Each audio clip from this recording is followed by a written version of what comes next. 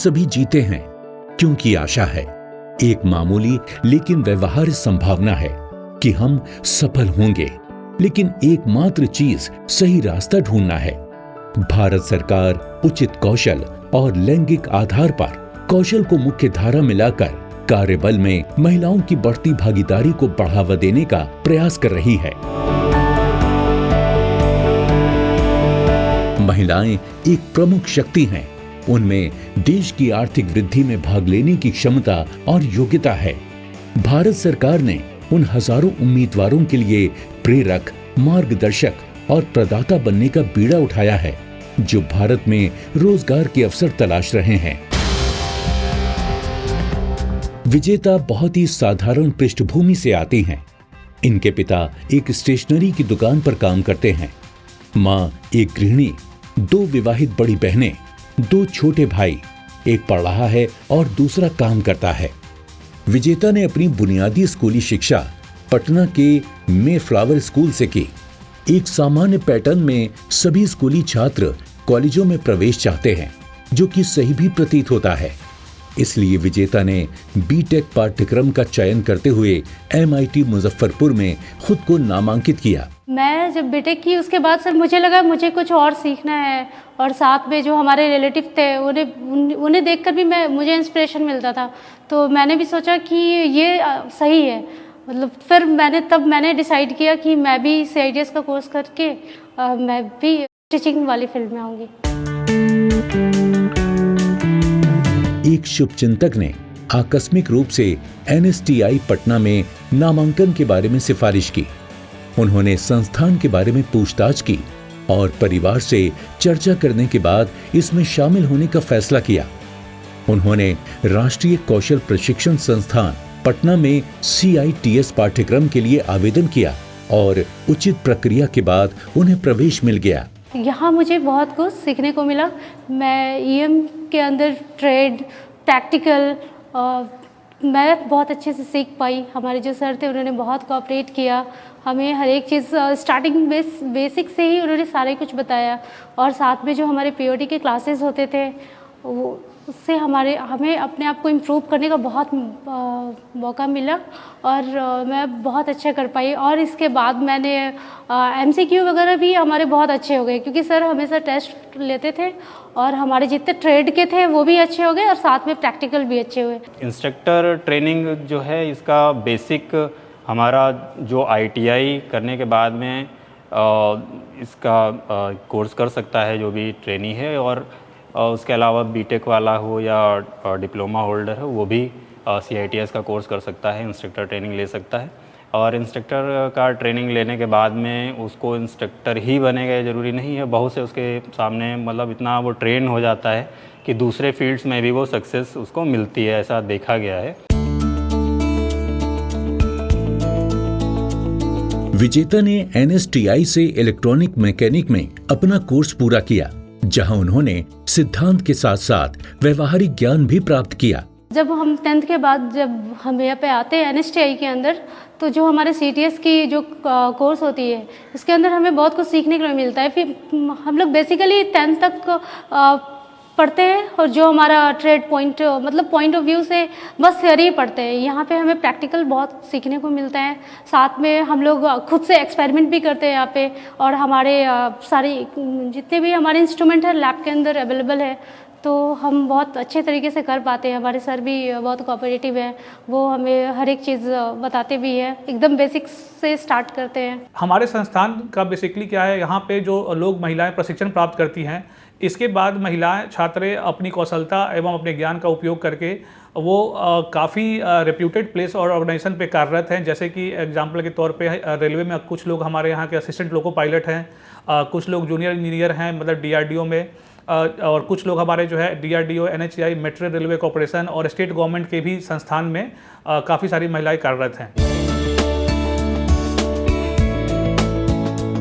सावधानी पूर्वक विश्लेषण करने के बाद स्थिति के अनुसार उन्होंने अपनी योग्यता बढ़ाने का फैसला किया, जिसके लिए उन्होंने भागलपुर कॉलेज ऑफ इंजीनियरिंग से MTech पाठ्यक्रम में दाखिला लिया। जब एडमिशन हुआ उस समय पता नहीं 20,000 25,000 उस समय भी लगा, फिर महीने में वहाँ रहती थी तो हॉस्टल में खाना वाना खाती थी, उसका देना पड़ता था 3000 रुपया, उस समय भी महीने में भेजते थे। कष्ट तो बहुत आया, लेकिन अब किसी तरह पढ़ाना, अब उसका इच्छा था हमको पढ़ना है, तो हम लोग को लगा भाई कैसे भी इसको पढ़ाना है। हम लोगों को ऐसा कोई भेदभाव नहीं था, सबको मतलब बराबर का दर्जा दिए दोनों, मतलब लड़का लड़के में कोई भेदभाव नहीं, सबके लिए पढ़ाई का रास्ता खुला हुआ सबका। कितना लोग होता है कि बेटी को कुछ नहीं समझता है, बेटा को समझता है, वैसा बात नहीं, हम लोग सबको बराबर समझे। मेरी माँ का बहुत सपोर्ट रहा है, उन्होंने बहुत सपोर्ट किया एजुकेशन के लिए, और साथ में फादर भी, हमारे पिताजी भी, उन्होंने भी बहुत सपोर्ट किया है। लेकिन मम्मी हमेशा इनकरेज करती हैं और अभी भी बोलती है अगर कहीं भी जाना है तो चली जाओ, मतलब एक तरह से पूरे फ्रीडम है मम्मी की तरफ से, क्योंकि उन्हें हम लोग पे विश्वास है कि लड़कियां हैं लेकिन फिर भी अच्छा ही करेंगी।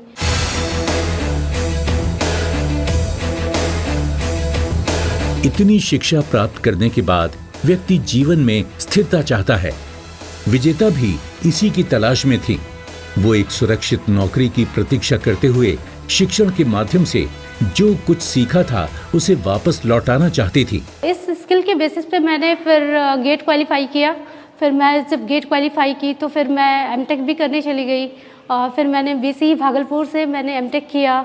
वहाँ से मैंने एमटेक करने के बाद फिर मैं एज अभी इंस्ट्रक्टर में NSTIW पटना के अंदर अभी मैं कार्यरत हूँ। हमारी एक पुरानी स्टूडेंट विजेता, वो जब यहाँ पर पढ़ती थी तो उसका एटीट्यूड अच्छा था, सीखने की कोशिश करती थी और क्वेरीज जो रहती थी वो पूछती थी और उसके डाउट्स क्लियर करती थी अपने, जिससे कि वो ज़्यादा अच्छे से सीख पाए। और उसने सीखा भी और उसके बाद में उसने आगे भी पढ़ाई की और उसने एमटेक भी अपना कंप्लीट किया और फिर उसके बाद में फिर यहाँ पर आकर वो गेस्ट फैकल्टी में अपनी सेवाएं दे रही है। All the best for future for her.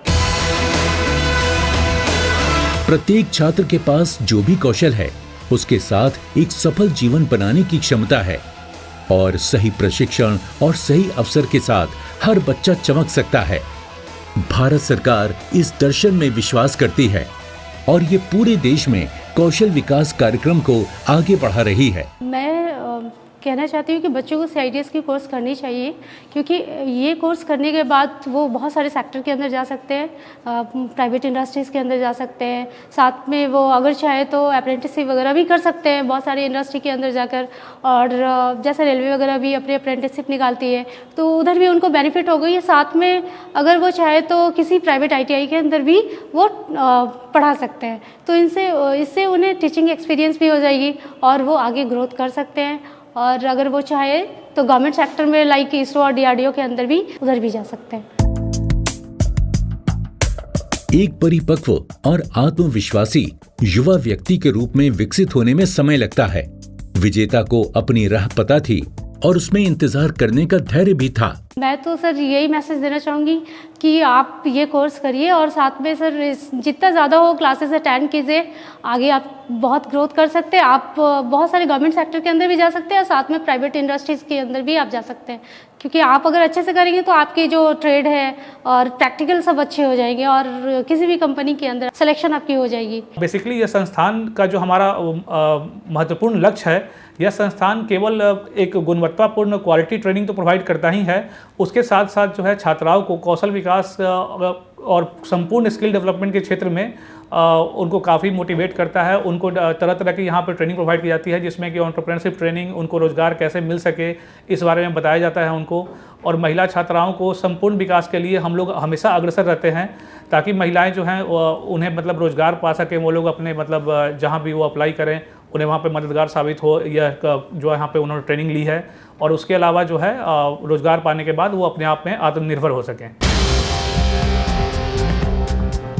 Bharat सरकार आज युवाओं के लिए प्रकाश पुंज बन गई है। आज वो सफलता प्राप्त करने का सपना देख सकते हैं और राष्ट्रीय प्रगति में भागीदार बन सकते हैं।